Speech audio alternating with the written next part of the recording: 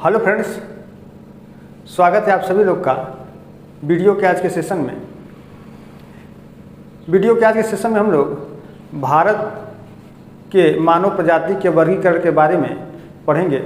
इसके पहले की क्लास में हम लोगों ने भारत की मानव प्रजातियों के वर्गीकरण के बारे में पढ़ा, जिसमें बीएस गुहा का वर्गीकरण बताया गया। आज की क्लास में बीएस गुहा के ही वर्गीकरण के बारे में डिटेल से बताया जाएगा। तो बीएस गुहा, जिनका पूरा नाम डॉक्टर बिरजा शंकर गुहा था, इन्होंने भारत की मानव प्रजातियों का वर्गीकरण सन 1949 ईस्वी में प्रस्तुत किया। और इन्होंने जो अपना वर्गीकरण दिया था वो प्रमुख रूप से भारत में पाई जाने वाली मानव प्रजातियों के बाह्य शारीरिक लक्षणों एवं उनके कपाल सूचकांक के आधार पर दिया था।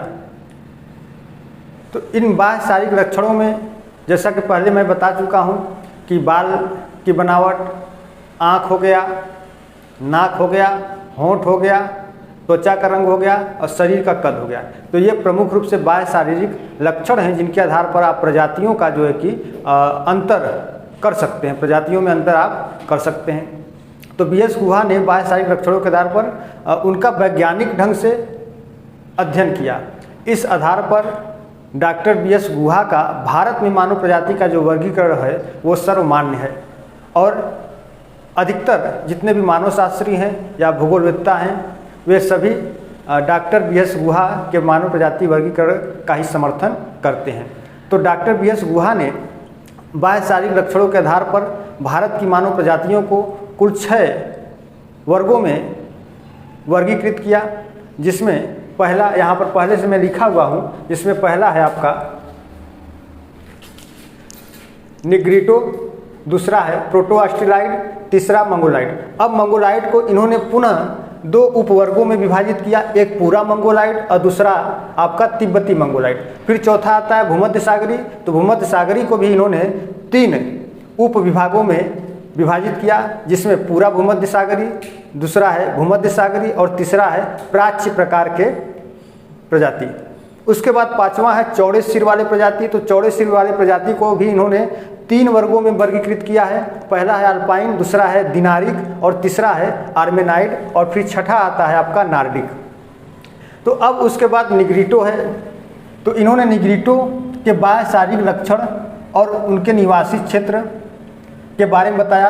तो बीएस गुहा ने बताया कि जो निग्रिटो होते हैं ये सबसे प्राचीनतम प्रजाति थी और भारत में सबसे पहले ये प्रजाति आई हुई थी। हालांकि यह विश्व में भी यही मान्यता है। तो इनका जो निवासी क्षेत्र है निग्रिटो का, वो दक्षिण भारत, विशेष रूप से अंडमान द्वीप में है ना। निग्रिटो दक्षिण भारत के विशेष रूप से कहाँ पाए जाते हैं? अंडमान द्वीप में। तो पूछा जाता है कि अंडमान द्वीप में पाई जाने वाली जो जनजातियाँ होती हैं, चाहे भले 2, 4, 5 जितनी भी जनजातियाँ हों, वो प्रायः किस प्रजाति से संबंधित हैं? तो किस प्रजाति से संबंधित हैं? निग्रिटो हो जाएगा। ठीक है, यही सवाल बनेगा कि अंडमान निकोबार द्वीप समूह में पाई जाने वाली जनजातियां किस प्रजाति से संबंधित है? तो क्या उत्तर हो जाएगा?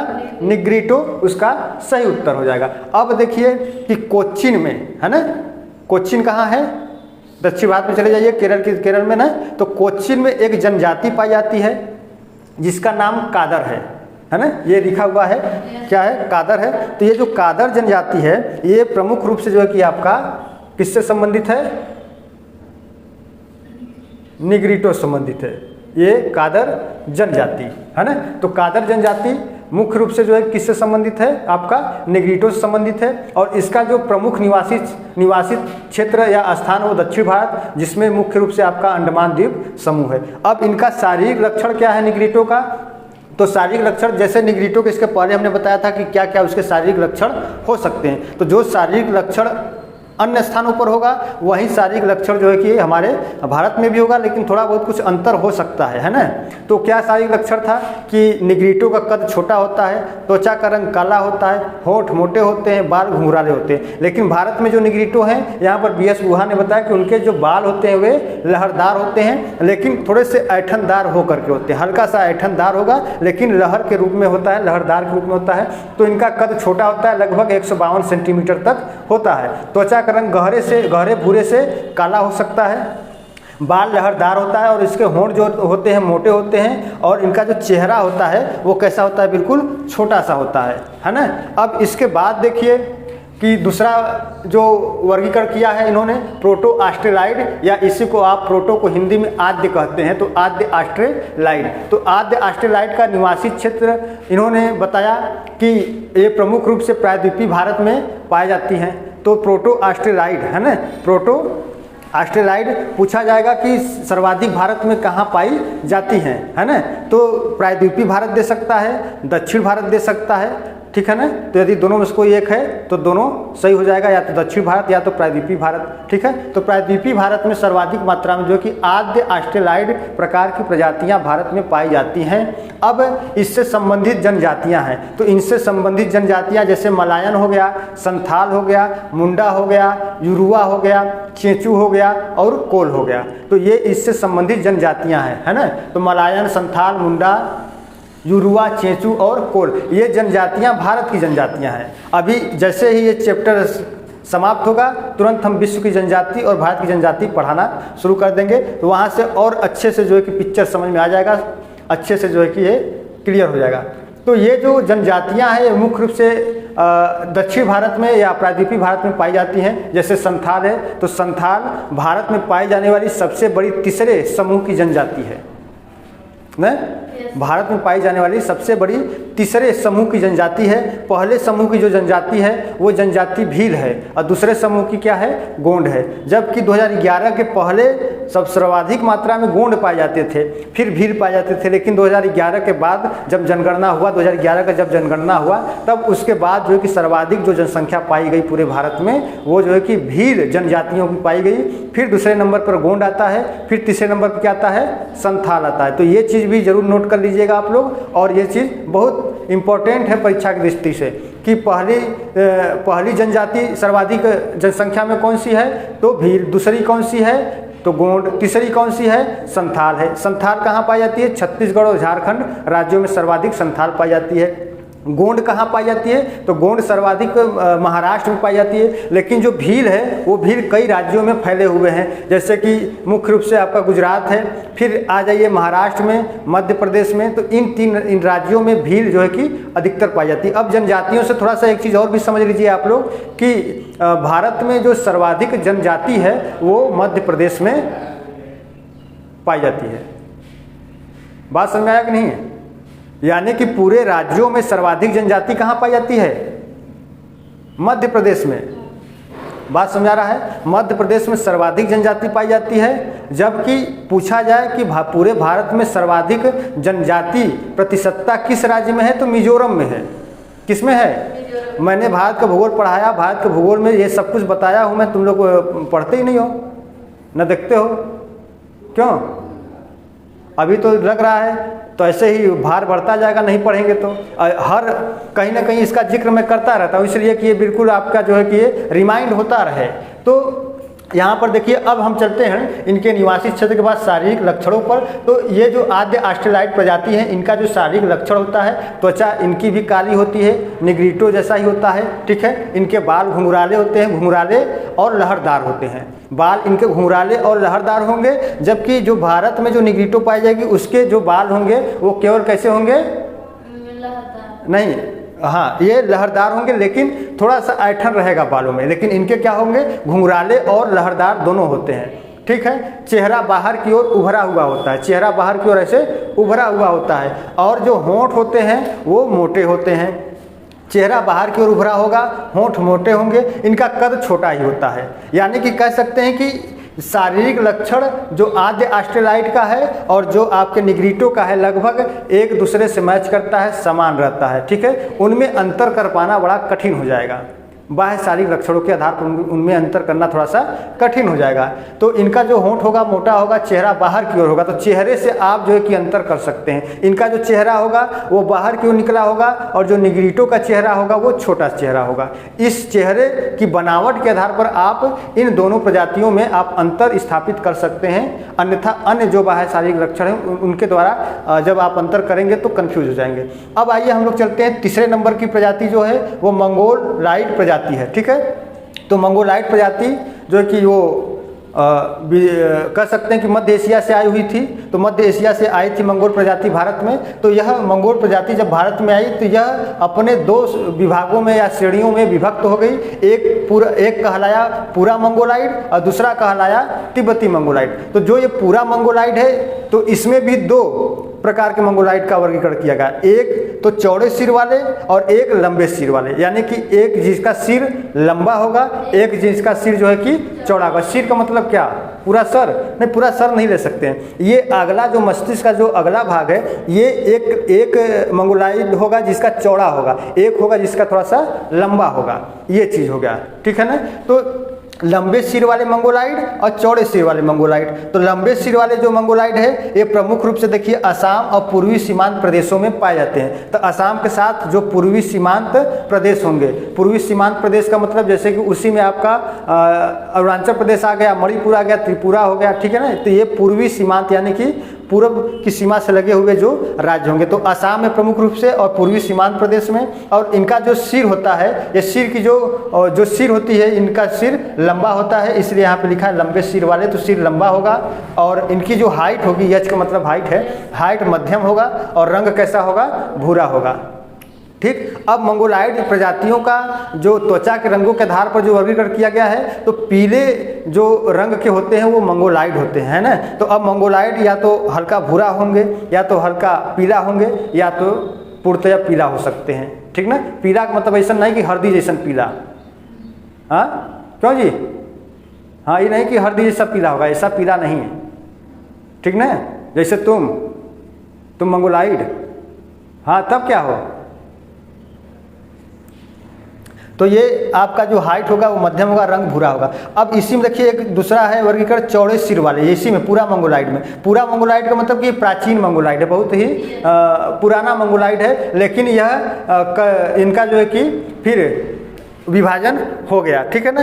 तो ये चौड़े सिर वाले हैं। तो चौड़े सिर वाले में देखिए ये प्रमुख रूप से चटगांव के पहाड़ी प्रदेशों में निवास करते हैं और चकमा जनजाति। तो जो चकमा जनजाति जो है ये पूरा मंगोलाइड में चौड़े सिर वालों का एक विशिष्ट उदाहरण माना जाता है, चकमा जनजाति, ठीक है ना। तो चकमा जनजाति पूरा मंगोलाइड के चौड़े सिर वालों में एक विशिष्ट जनजाति है, या इसका यह एक विशिष्ट उदाहरण है। अब इनके त्वचा का रंग हल्का पीला से जो है कि कथई रंग का हो सकता है। तो इसी तरीके जैसे धीरे धीरे जो है कि शारीरिक लक्षण भी परिवर्तन होते चले जाते हैं, ठीक है ना। अब इसके बाद हिमालय का ये तिब्बती मंगोलाइड। तो तिब्बती मंगोलाइड जो है कि ये प्रमुख रूप से हिमालय के पर्वतीय प्रदेशों में पाए जाते हैं और ये सिक्किम, भूटान, पश्चिम हिमालय में ये निवास करते हैं। इनके त्वचा का रंग हल्का और पीला होता है, ठीक है। तो ये इतने जो है कि आपके हो गए 3। अब इसके बाद 3 और बचे हैं तो उनको भी बता दिया जा रहा है। इसको थोड़ा सा मिटा देता हूँ मैं, इधर का मिटा दूँ। हाँ, यदि आप लोग स्क्रीनशॉट लेना चाहते हैं तो ले लीजिए।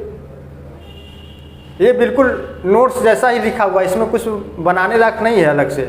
इसके पहले की वीडियो भी आप लोग देख लीजिएगा, उसमें भी बताया गया है रिसले का वर्गीकरण और किसका वर्गीकरण बताया गया, बीएस गुहा का वर्गीकरण। तो रिसले ने जो अपना वर्गीकरण प्रस्तुत किया था वो जो है कि प्रमुख रूप से 7 श्रेणियों में विभक्त करके किया था। अब इन्होंने जो है कि यानी डॉक्टर बीएस गुहा का नाम देखिए पूरा लिखा हुआ है, बहुत कम लोगों को जो मालूम होगा कि डॉक्टर बीएस गुहा का पूरा नाम क्या है। तो बिरजा शंकर गुहा, ये एक भारत के बहुत बड़े समाजशास्त्री भी रहे हैं, ठीक। अब आइए हम लोग चलते हैं भूमध्य सागरी पर।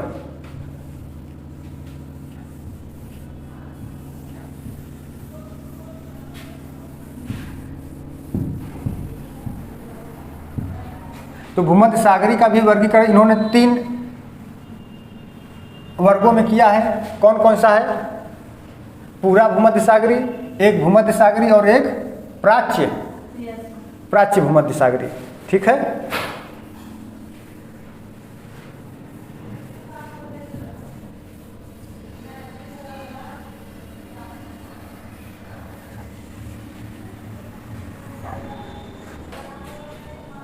अब इसमें देखिए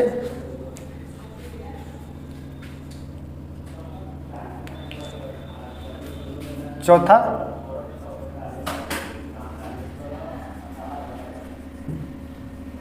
भूमध्य सागरी। तो ये जो भूमध्य सागरी है यह यूरोपीय या काकेसाइड महाप्रजाति की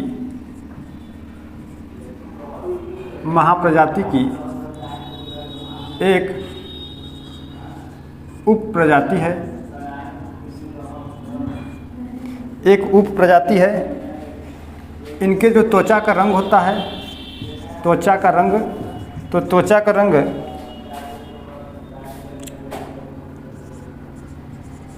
हल्का भूरा होगा। अब उर्दू में लिखेंगे, हल्का भूरा होगा, सिर लंबा होगा और इनके जो बाल होंगे, बाल जो होंगे कैसे होगा, लहरदार होगा, ठीक ना। अब यही जो भूमध्य सागरी है ना, ये यूरोपीय या काकेसाइड महाप्रजाति की एक उप प्रजाति है। इनके त्वचा का रंग हल्का भूरा, सिर लंबा, बाल लहरदार होंगे यही। लेकिन आप यूरोप में चले जाएंगे तो जो काकेसाइड प्रजाति होगी उसके त्वचा का रंग जो है कि कैसा होगा, श्वेत होगा या गोरा होगा। वहीं जब उष्णकटिबंधीय प्रदेशों में आ जाएगा तो सूर्य के टेम्परेचर की वजह से उसके जो श्वेत रंग है ना वो हल्का हल्का धीरे धीरे क्या हो जाएगा, भूरे कलर में परिवर्तित हो जाएगा। तो भारत में इनका रंग कैसा होगा, भूरा होगा। और इनकी जो नासिका होगी, नासिका मतलब मालूम है ना, नासिका क्या होता है, नाक। तो नासिका क्या होता है, क्या होगा, हल्की चौड़ी होती है ना, हल्की चौड़ी कह सकते हैं या सामान्य चौड़ी कह सकते हैं, ठीक है।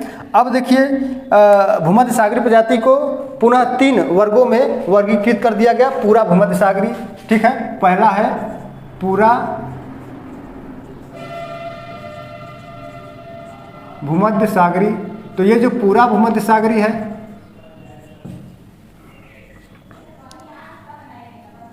अब इनके त्वचा का रंग विशेषतः केवल यही देख लीजिए, त्वचा का रंग जो होगा भूरा होगा,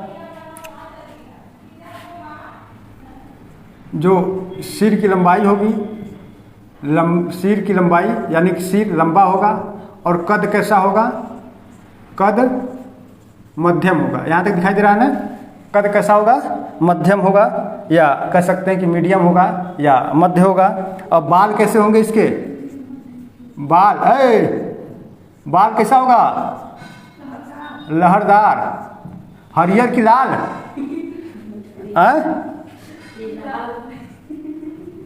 लाल नहीं होगा। ये नासिका कैसा रहेगा, मध्यम चौड़ा या मध्यम चौड़ी, यानी कि चौड़ी न तो अधिक चौड़ी होगी ना अधिक पतली होगी, बीच में हल्का सा मध्यम चौड़ा होगा, ठीक ना। अब दूसरा इसका वर्गीकरण किया गया है भूमध्य सागरी ना, ये क्या है, भूमध्य सागरी। तो ये भूमध्य सागरी हो गया। तो भूमध्य सागरी क्या है, यदि देखा जाए तो पंजाब, ठीक है, पंजाब, बंगाल, महाराष्ट्र, पंजाब, बंगाल और महाराष्ट्र, इसके अलावा उत्तर भारत, हम लोग कहाँ आते हैं, उत्तर भारत में कि दक्षिण भारत में, हाँ, उत्तर भारत की जो सवर्ण जनजाति सवर्ण जाति होती है, सवर्ण जाति, सवर्ण का मतलब जानती हो कि नहीं, सवर्ण का मतलब क्या, सवर्ण का मतलब नहीं जानती हो, अरे बड़ी आफत है हो, सवर्ण का मतलब नहीं जानती हो। जनरल को जानती हो, जनरल जानती हो कि नहीं, जनरल, अरे ये इनका वर्गीकरण किया गया है ना कि जनरल, ओबीसी, एससी, एसटी, अरे तुम लोग फॉर्म भरती हो ना तो उसमें तो लिखा रहता है कैटेगरी ना, तो उसी जनरल को ही सवर्ण कहते हैं। क्या कहते हैं, सवर्ण कहते हैं। और उसी जनरल में 2 लोग आते हैं, एक तरफ क्षत्रिय होते हैं, एक तरफ ब्राह्मण होते हैं ना, क्षत्रिय या ब्राह्मण। तो क्षत्रिय तो जानती हो, क्षत्रिय कौन, ठाकुर। अब ब्राह्मण तो जानती हो, पंडित जी लोग पूजा पाठ करते रहते हैं, है ना, ठीक। तो ये उत्तर भारत की जो सवर्ण जाति है ना वो भूमध्य सागरी प्रजाति से संबंधित है, ठीक ना। अब आइए हम लोग चलते हैं तीसरे वाले पर। तो तीसरा क्या है इसका, प्राच्य प्रकार का, प्राच्य प्रकार का, मतलब जितना इंटरेस्टिंग भौतिक भूगोल है उतना इंटरेस्टिंग मानव भूगोल भी है कि नहीं। इसमें बहुत कुछ चीज़ों को पता चल जाता है। आपके जितने भी अंधविश्वास है ना सब खत्म हो जाएगा, क्योंकि भूगोल सभी विज्ञानों की माई बाबू भी है, जननी है। सभी विज्ञानों का जन्मदाता कौन? भूगोल। अब भूगोल में बहुत पहले से जो है कि कार्य हो रहा है, ईसा पूर्व कई शताब्दी पहले से, ईसा पूर्व के, है ना, जो ग्रीस भूगोलवेत्ता थे, उन्होंने जो है कि भूगोल को जो है कि या कह सकते हैं भूगोल का नींव रखा। तो आइए अब हम लोग चलते हैं प्राच्य प्रकार की भूमध्य सागरीय प्रजातियों पर। तो ये जो प्राच्य प्रकार की है, पंजाब, हरियाणा, राजस्थान, पंजाब, हरियाणा और राजस्थान, कह सकते हैं उत्तर भारत में पंजाब, हरियाणा और राजस्थान। और एक ले लीजिए आप लोग पश्चिमी उत्तर प्रदेश को भी ले लीजिए, इसी में शामिल करिए। पश्चिमी उत्तर प्रदेश आ गया। हम लोग पूर्वी उत्तर प्रदेश में हैं कि पश्चिमी उत्तर प्रदेश में हैं?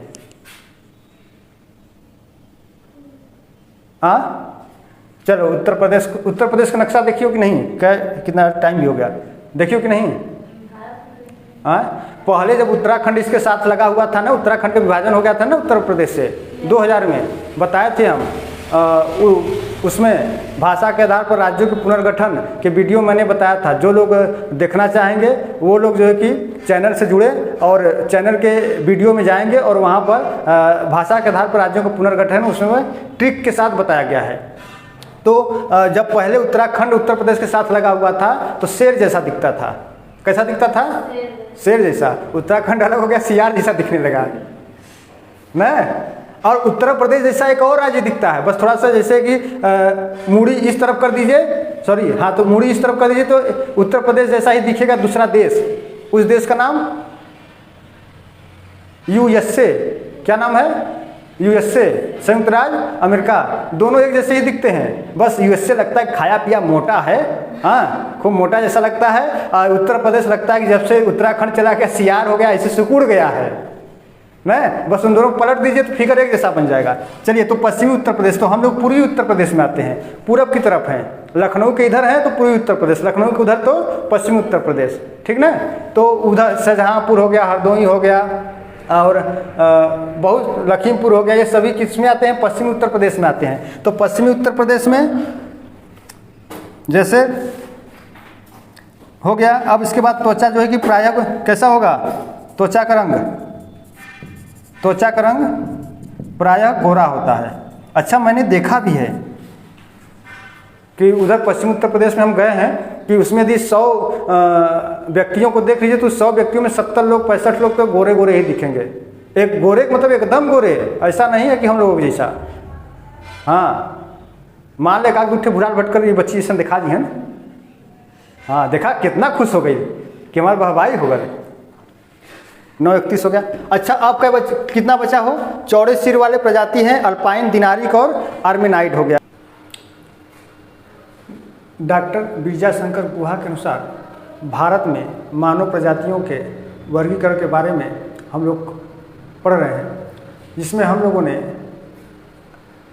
अभी तक 4 वर्गीकरण के बारे में पढ़ा, जिसमें भूमध्य सागरीय, इसके अंतर्गत पुनः 3 वर्गीकरण किया गया है, पूरा भूमध्य सागरीय और प्राच्य प्रकार के।